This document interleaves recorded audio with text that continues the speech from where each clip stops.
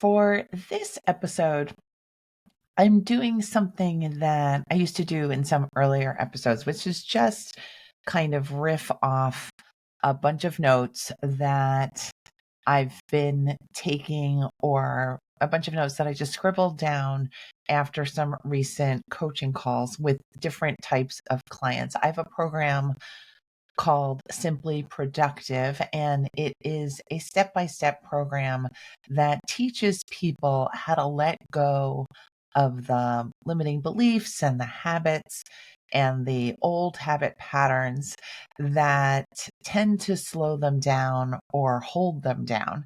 And I just wanted to share some of my thoughts from coaching calls like those so that you can have a sense of how I work and also get a sense of how you can elevate your own performance, your own sense of well being, and just start running your life like it's a well oiled machine with no difficulty and with much more joy. So, I'm going to talk today on the theme of how to just show yourself loving kindness, because I do feel that most of the people who come to me seeking professional services, they are struggling with difficulty. They are finding their daily tasks and challenges to be difficult. They are finding that they are done with feeling like everything is so difficult. And so I've had to develop, both for myself and for my clients, a system and a philosophy of how to make things much more easy, much more doable, and much more light in terms of tone and feeling. And so I'm going to share those thoughts with you now. The first thought I have is that it's kind of the basic thought here today. You want to show yourself loving kindness. So you want to check in with yourself and see, am I really treating myself with love? Or am I just hating on myself all the time without even realizing? And the reason why I say without even realizing it is because we have this inner voice. Sometimes we have multiple inner voices, depending on the situation or the person. And those voices can be quite cruel. They can be quite unreasonable.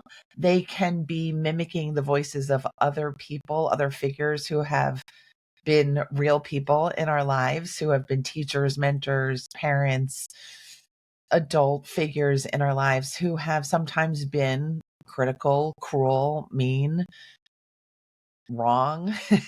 And we just want to check in with ourselves to make sure that we are listening to the right voice inside of our head. And that is the voice of loving kindness. Now, if you feel like you don't even know what that means, that you have been yelling at yourself for so long, you wouldn't even know a piece of loving kindness if it just rang your doorbell and came to your house. Well, I would say now's a great time to start developing a philosophy of only talking to yourself with words of love, with words of support, with words of kindness. And it may seem foreign, but it's just like learning another language. It may seem really difficult, but you can, with practice, really become fluent in a totally different way of speaking to yourself. I'm going to offer you many other steps and strategies that you can do in this episode, but the general theme that I want you to remember from this episode is that you want to treat yourself with total loving kindness. No yelling sneaks in the back entry of your house. No, no, no, no, no. We're just going to fill your house, your body, your mind, your spirit with loving kindness. And I say this because I do feel like it is the fastest, easiest, most fun way to elevate your performance in all areas in your life, your well being, your relationships, your productivity, how you get things done. It all hinges upon how you are treating yourself. So don't let that piece of pre-preparation escape you. You really want to invest your energy on taking care of yourself and treating yourself very, very well. All right. The second idea I have for you is to develop a no guilt zone in your life. And when I say zone, I mean just get rid of the guilt entirely, because I have found after so many decades of being a psychologist, it's been 2.5 decades, I should say, I have learned that guilt is a very expensive experience. It's expensive because guilt takes up a lot of your energy space and your mind space. It takes up a lot of your attention, but it doesn't give you much of a payout, if at all. Actually, what does guilt give you? It just makes you feel worse than you already started out feeling. So, my suggestion here is to say to yourself, to treat yourself to the concept that you can be free of guilt, that you can do your best, that you can make your mistakes when you make them or when they happen, and you can decide you're going to evaluate them, but you're not going to soak yourself and waste your time being steeped in guilt and just feeling like you're the worst of the worst, because I feel like that is not a good productivity strategy. That is a way for feeling low, for really distorting the situation, thinking that, oh, wow, now my life is over, or I've really wrecked things now. We just really want to move away from that negative, catastrophic, distorted type of thinking. And when you do that, you'll see it's like a cycle. You become much quicker and you'll bounce back so much faster from letdowns or from disappointments or from mistakes or from challenges that you face. You will find that you have it in you to just restore yourself that much more quickly. The third tip that I have is you can replace that guilt zone with play. So that is the third idea. You want to develop this sense that life is a game, that you are a player and you're one with lots of support, with lots of skills and experience, with a game plan, and with desire, drive, and enthusiasm. You want to decide that your life is your magical game and you're going to make it unfold in the most thrilling, exciting, rewarding, magical way possible. You get to fill in the adjectives, but and the adverbs, I whichever one it is, fill it in the way you want it to go. But again, you start with the loving kindness, you get rid of the guilt, and then you decide, what do I want to see in my life? How do I want to play? I want to full out play. I want to have so much fun while I'm getting things done. I no longer want to suffer through the day or feel like everything is just such heaviness and drudgery. I want to make things light and just get so much more done and surprise myself.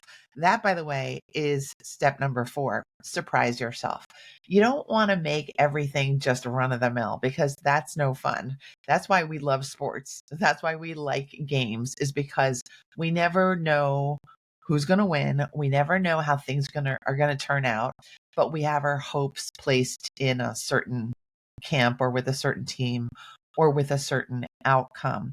So by surprising yourself, I'm suggesting that you put yourself in the game and maybe you keep up leveling the level that you're playing at. Maybe you decide, well, I'm going to go for that promotion, or I'm going to publish another article, or I'm going to launch a podcast, or that next step that you thought you weren't ready for. Surprise yourself and decide, you know what? I can handle doing this right now. I can handle the dopamine uptick. I can handle whatever challenges come with this new level that I'm deciding to step into. So be really good, get really good at surprising yourself. It's really, really fun. All right, the next step we have is to pay attention to your energy needs. This is something that I work with my clients on pretty much all the time, every day, every way, because all that we are is energy. We are all energetic beings. And so if we're not paying attention to when we're feeling low on energy or when we're revving high with life energy, then we're kind of missing our opportunities to guide ourselves forward in the smartest way we can. I think when you know your peaks and your valleys across the day, across the seasons, across different challenges and stresses, if you aren't paying attention to yourself in that close a way, you may be throwing your energy away accidentally because you may be trying too hard when your energy is really low, and you may not be trying hard enough when you're really actually, kind of good to go, when you are motivated and you've slept a good night of sleep and you've fed yourself well and your body's in shape. You want to know exactly how to direct yourself according to your particular energetic state. Okay. If you don't understand what I'm talking about, I want you to take the rest of today and really take a look at how you're feeling within each hour for the rest of the day. Decide, how am I feeling? Can I fit something more in? Have I been fitting too much in? Can I test this? Can I just look at myself and how I'm feeling at with a closer eye, with more of a microscopic view? Does that make sense? I hope so. That you're really taking care to see how you function and how you function best. Okay. Next step, you want to keep flowing. Okay. You are taking closer look at your energy and how it flows across the day. And that's because the goal is to be in flow as much as possible.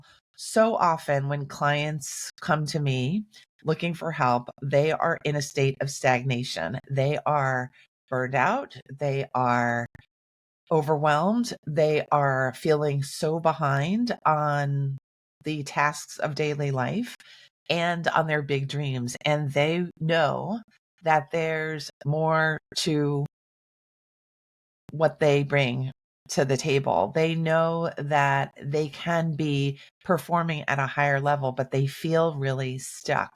And it's completely understandable that they have gotten stuck. I have been there. You know my backstory. I'm a lifelong procrastinator by history.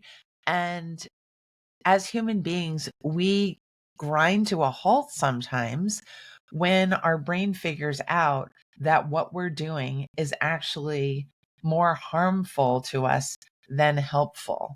That's why we end up finding that we're procrastinating. We've decided, if I put any more energy in getting active using the system that I'm currently using, I'm going to burn myself out even more. That is the reason why people stay stuck and they don't exactly know how to figure out their path forward.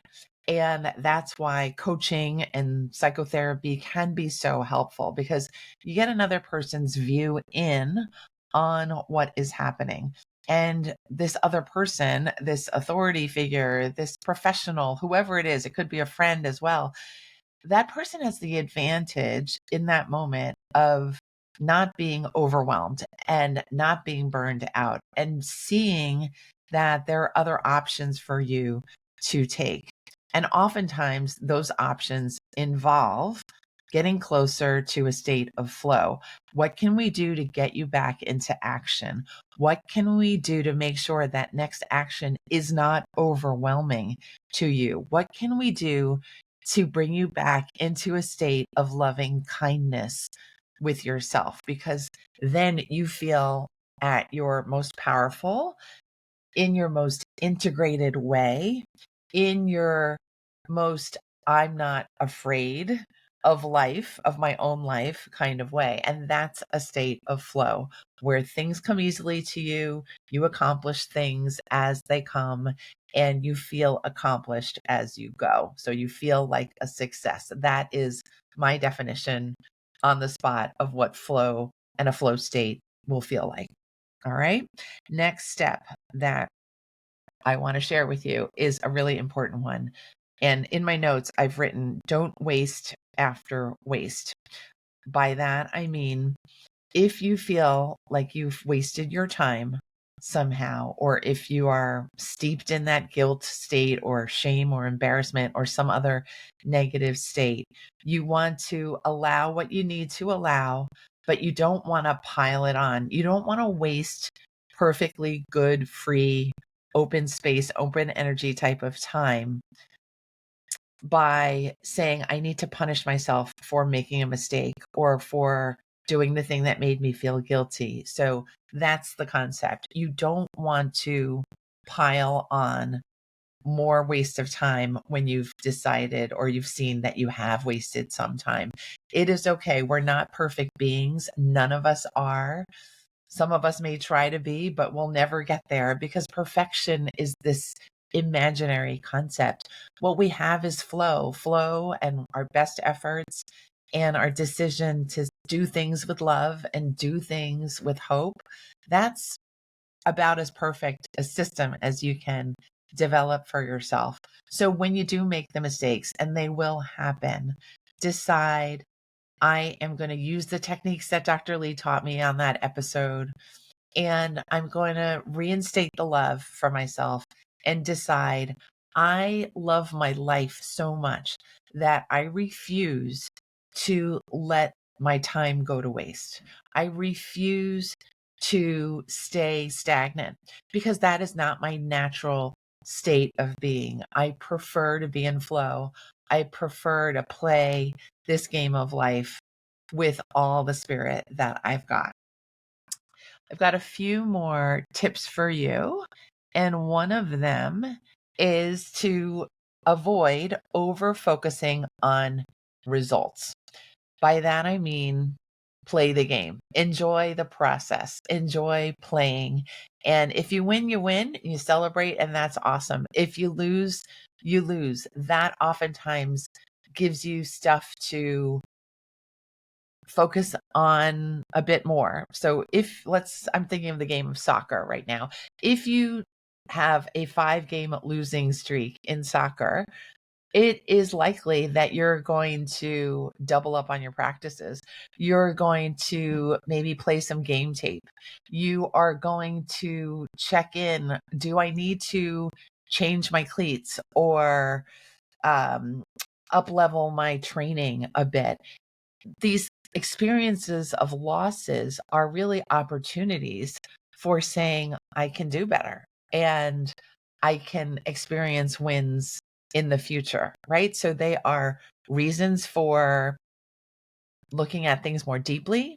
They are opportunities for developing your skills at a deeper level and advancing your skills and getting those wins in the future. And when you take a look at playing like that, with the idea that wins are great, but losses are also great, then you will never be afraid of competition or of challenges. Again, you understand that life is just this constant source of inspiration and opportunities for your personal growth. And then, you know what? You get to enjoy this, enjoy that. Everything is just another wonderful, miraculous opportunity for feeling good and feeling good about yourself too. And one last tip is one that I use all the time. I really love this concept because I am pretty new to using it. And it's the concept of nurturing future you. And so I do this in a very small way every single day. I check in with myself and I might take a look around at my kitchen, for instance, and say, what can I do now so that tomorrow me is happy? Do I put away the milk? Do I tidy up? Do I make a list of things to do today so that I know that a week from now I am not feeling stressed? So that I know what I'm doing a week from now. And that's the idea in a nutshell of taking care of future you. If you have a tendency towards procrastination, that can feel like a skill that might be foreign. It really might feel like a different language, but it is something that you can learn to do gradually, I think. And I think it's something that really has a high payoff because when you take care of your future self, it kind of makes your tomorrows go that much more easily. They kind of flow on their own when you've already decided, oh, you know what? Tomorrow I want to visit this friend. Oh, you know what? I've already purchased the groceries tonight. So I already have the next 3 days worth of meals figured out, mapped out in my brain. So try to get into that mindset, that mind frame that I can do more today for tomorrow and then set myself up for so many wins when tomorrow comes. I hope you have enjoyed this scribbled list of my ideas and the strategies that I share with my beloved clients. And I hope you use some or all of them right away. I want you to understand that stagnation does not have to be your typical experience anymore. You can decide, I'm going to turn my way of operating into a whole machine of loving kindness. I'm going to spare myself the judgment and the shaming and the wasted time. And I'm going to look for more opportunities to grow. I'm here supporting you every week on this podcast and in my heart every day. And I hope you'll continue to join me on the podcast. Next week, I'll have a new episode for you. And to wrap up today's episode, I want to invite you to get the free download for today's episode on developing a system of loving kindness towards yourself. You can get that at maketimeforsuccesspodcast.com/loving. So it's maketimeforsuccesspodcast.com/loving. I can't wait to share that with you and have a great week. Bye.